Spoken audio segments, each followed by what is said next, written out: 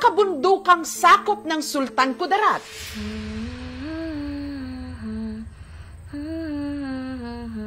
May tinig na madalas marinig, pumapailan lang at umaalingaw-ngaw sa hangin.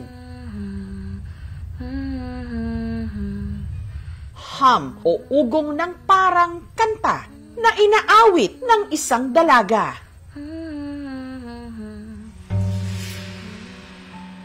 Narito siya, nakatalungko sa kahoy na parang scaffolding na nagsisilbi niyang kulungan.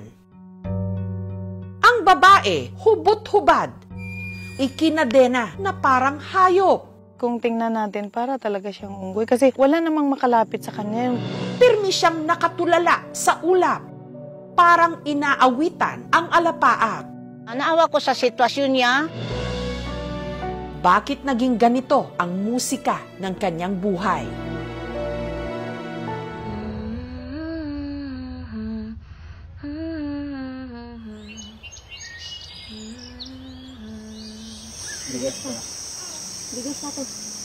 Ang babae, itago natin sa pangalang Jane, 22 anyos.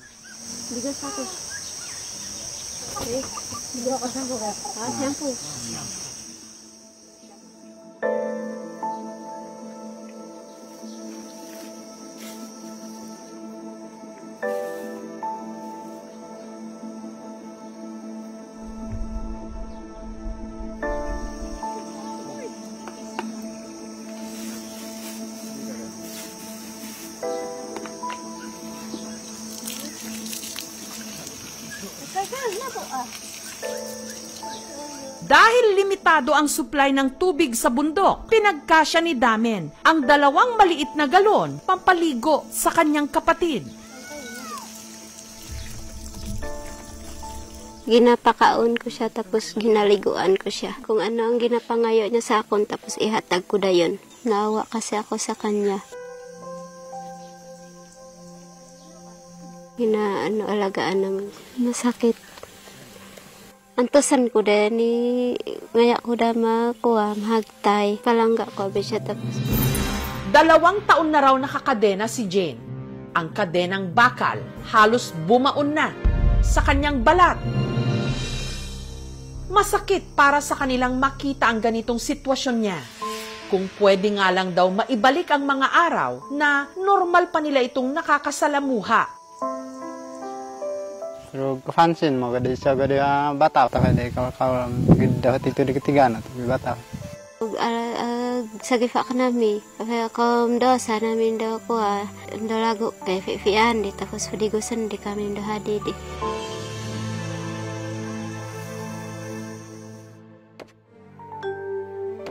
Taong 2018, nung napansin daw nilang nag-iba ang kilos ni Jane. Drama ka na, di ko, sana na lang ka din na, di. Kaya magsakitan din, natao ko dun, kasada.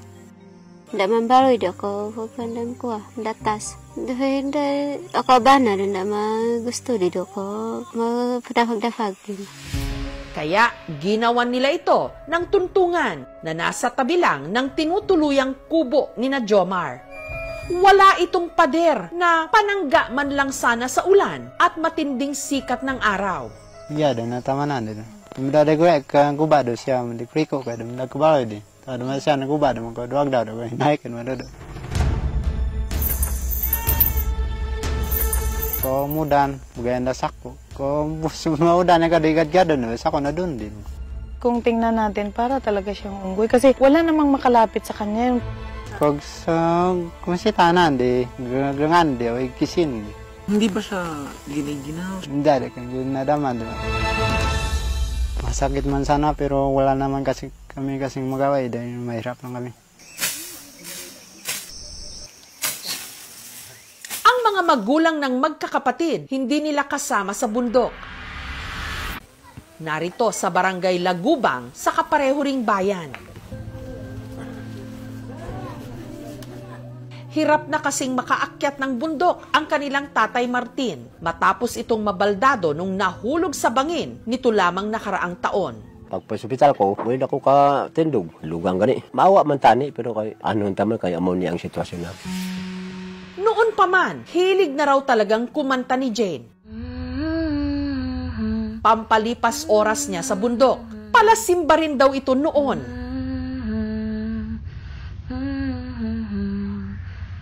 Katunayan, ang madalas nitong awitin, isa palang religious song. Yung kanta na yun, ang ibig sabihin o namula, ang ibig sabihin nung tumatawag ka sa Panginoon, parang humihingi siya ng tulong doon sa kanta. Malapit lang kasi yung bahay nila sa simbahan, maririnig niya na sumisimba yung mga tao, tapos inuugoy-ugoy niya yung kanta.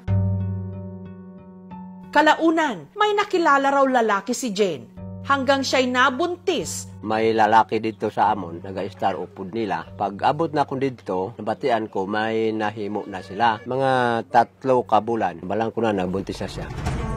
Sa ikalimang buwan ng kanyang pagdadalang tao, si Jane, hiniwalayan ang kanyang nobyo. Kay kung ano ang himuon niya, kung ikon ko siya, mangakig, manglabo. Dada kada nakafansin do kada tagod betul de sigo. Double de kada. Pati nga raw kanyang sarili, nakuha niyang saktan. Sidok-dok do sa getak di. Kawan kay kada sa ground nagkang dakanag di. Mundinoit yang ada to si Fior. Mundido to kay finanak. Ang kadena, 5 pa lang na kabulan. Huwag naman ko mahimo. Kaya hindi makamising kaya maglagas. Ay basi mapatay pa, kontra nga nakadena na lang. Mabuti na lang at ligtas pa rin nailuwal ni Jane ang kanyang anak. Ang 6 na taong gulang na ngayong si Linlin, hindi niya tunay na pangalan. Nasa pangangalaga ngayon ng kanyang lola Salya sa ibaba ng bundok.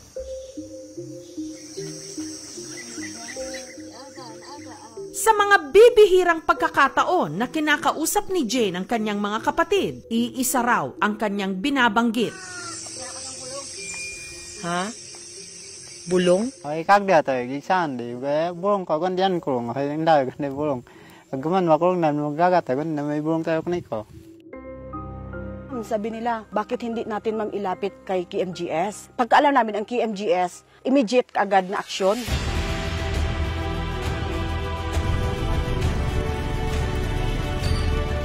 Sa tulong ng Rural Health Unit at ng Provincial Government ng Sultan Kudarat, ni-rescue si Jane. Nagiga ko naman nagamay. Nagita kay. Ano ti? Ito madalikan. Nung una, ayaw pa niyang sumama sa rescue team. Wa, irasik ka, ako na, isanda ko na, miko, indakal na ko. Magbalik ka mo. Wa, isyado. May bat ko, ado. Hinad. Nagbik ka. Buwan ko. Bang ka da. Na. Ajama. Munot ka ko ha.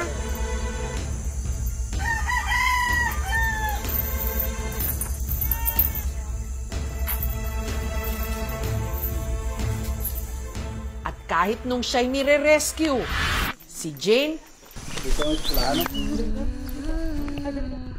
kumakanta.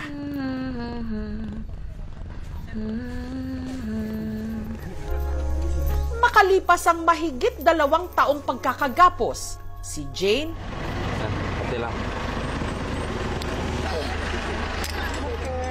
nakalaya. Based sa history at saka sa pan-assessments, nagkama pa ako sa diagnosis na psychosis. Imbalances sa chemicals ng brain. Nagkakaroon ng hallucination ng pasyente, no, behavioral changes. Mas prefer nila yung injectables. We have also agreed na dapat may follow-up. Saka tinitingnan ko muna ang kalagayan ng pasyente kung nag-i-improve ba or hindi.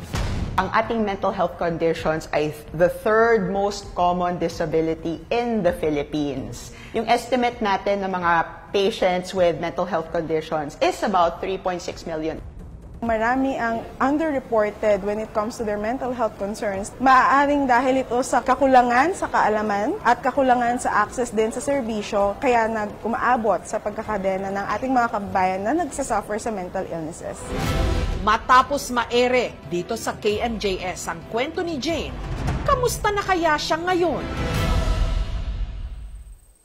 Makalipas ang 3 buwan na tuloy-tuloy na gamutan at konsultasyon sa doktor, unti-unti nang gumanda ang lagay ni Jane. Huwag naman siya gagis isang bayo niya. Hindi naman ginagubaan ng balay naman. Dati, hindi talaga siya makausap. Pero nung time na nagbigay dito ng injection, kinakausap niya na yung dumadaan sa bahay po nila. Kada kadua kasi man na magadto naman si dito sa kan. Birthday nga mag-inject naman sa vitamin. Sandayag balang ko kasi nagawd, kaya nagagataman ko kumpiyon. Kung noon, nakagapos siya sa bilangguang kahoy, ngayon, malaya na siyang nakakapaglakad. Magani kumaan, yaday ba kutungan de do pawa. Niya, kafian do ka di paduko do ke kafian kami ganay na de kunun teman ko kami kagi ganay akong piyon. Kaya na rin niyang maligo mag-isa.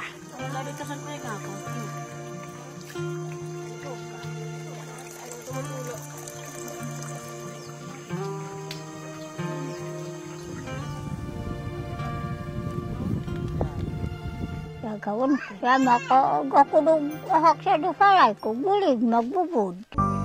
Malaking tulong daw ang nakuha nilang mga donasyon nung napanood ang kanyang istorya dito sa KMJS para sa kanyang mga gamot at pang-araw-araw na pangangailangan. Giba na ang dati niyang kulungan.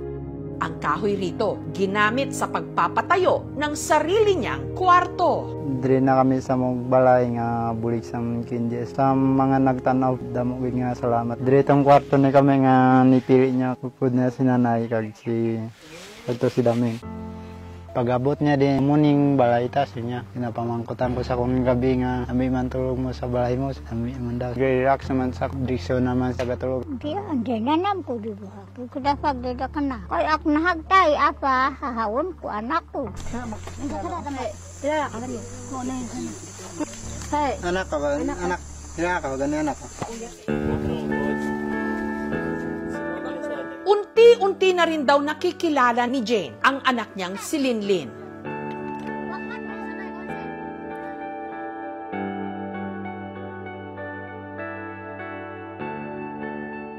Dahil din sa ipinadalang tulong ng mga manonood, nakabili na rin sila ng second-hand na motorsiklo. Dako naman ang nakuha naman kag bakal ko sa motor para may silbi sa basic. Ang peklat ng sugat dahil sa higpit ng pagkakabaon ng kadenang bakal sa kanyang paa. Mananatili na lang alaala ng madilim niyang kahapon. Basta continue lang po yung paggagamot sa kanya. Hopefully na makabalik siya sa community as a productive citizen. Salamat po sa pagdagsa ng mga tulong. Natubos na rin daw nila ang isinanlang lupa ng kanilang ama na kinailangan nilang gawin para sa panggamot noon kay Jane. Gayunman, malungkot nilang ibinalita na ang kanilang tatay Martin, 1 buwan matapos i-rescue si Jane, sumakabilang buhay na. Nagsiring naman saya nga patay naman si tatay. Nagsiring naman siya na naglagawang daw si tatay daw. Hadam akadiya kami ikafiyan ak nahagtay dama di mafian di dami ako kwak. Higa di nakadan po kagi. Para hindi na sa sako matulog si Jane, niregaluhan siya ng aming team ng kutsyon at unan. Nag-abot din ang aming programa ng pambili ng gamot para sa tuloy-tuloy niyang medikasyon. Nagpasalamat po ako sa inyo, ma'am, sa pagtulong kayong mga binigay niyo po sa kanya. Masaya po kami, ma'am. Okay na po siya. Psychiatrists, we are about less than 500 in the entire Philippines. So I think naman it's very obvious na we lack facilities, we lack manpower when it comes to addressing yung mental health needs ng Philippines. We are empowering yung mga programs natin, lalo na the mental health gap action program ng WHO. We would want general hospitals to be equipped to be able to handle psychiatric cases. We also offer free services sa ating mga kababayan, and then medications are also free. Ako po'y nagpapasalamat na dahil sa inyo, nabigyan natin ng second chance itong ating kapatid na mabuhay ulit. Way pagit ko sa to nagpati nga may magbulig sa mon. Salamat sa man nagbulig sa mon kay mayong amon nga kinabuhi.